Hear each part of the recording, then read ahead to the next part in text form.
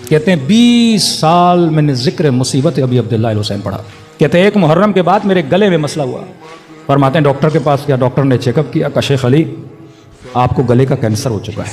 میں نے کہا علاج ممکن ہے؟ کہا شیخ علی علاج تو ہوگا لیکن ایک شرط ہے, اگر عمل کرو تو میں تمہیں ٹھیک کر دوں گا. کیا کروں؟ کہا 20 مہینے تم نے کسی سے کوئی بات نہیں کرنی. شیخ علی کہتے میں نے کہا ٹھیک ہے. کہتے کئی مہینے گزرے میں نے کسی سے بات نہیں کی, کوئی کام تھا میں لکھ کر دیتا تھا. لیکن شیخ علی کہتے ہیں محرم کا مہینہ آیا.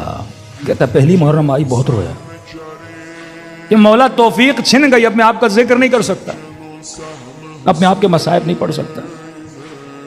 شیخ علی کہتے ہیں 6-7 محرم کا دن آیا, سو گیا. کہتے خواب کے عالم میں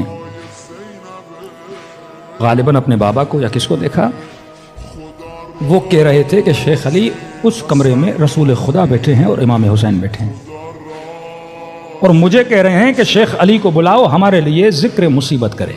یہ تو اس کمرے میں داخل ہوا, رسول خدا بیٹھے تھے, امام حسین بیٹھے تھے. میں نے کہا جی یا رسول اللہ, کہ میرے حسین کے بچوں کے مسائل پڑھو. یا رسول اللہ میں کیسے جرأت کر سکتا ہوں؟ یا رسول اللہ میرا گلا خراب ہے, کینسر کا مریض ہوں, کہ اللہ تجھے شفا دے گا. کہ کون سی مصیبت پڑھوں؟ کہ شیخ علی میرے حسین کی 4 سالہ بچی کے مسائل پڑھو. شیخ علی کہتے خواب میں لرز گیا کہ حسین کے سامنے سکینہ کیسے پڑھوں,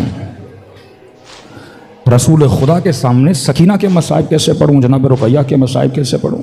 شیخ علی کہتے ہیں میں نے ایک جملہ پڑھا بس زبان جناب سکینہ, بس یہ جملہ کہنا تھا, رسول خدا غش کھا کے گر گئے. پوچھا شیخ علی تم نے کون سا جملہ پڑھا؟ میں نے کہا جب بابا کا سر آیا نا, یہ بچی رو کے یہ کہنے لگی کہ بابا میرا رخسار چھوٹا تھا, ظالم کا ہاتھ بڑا تھا.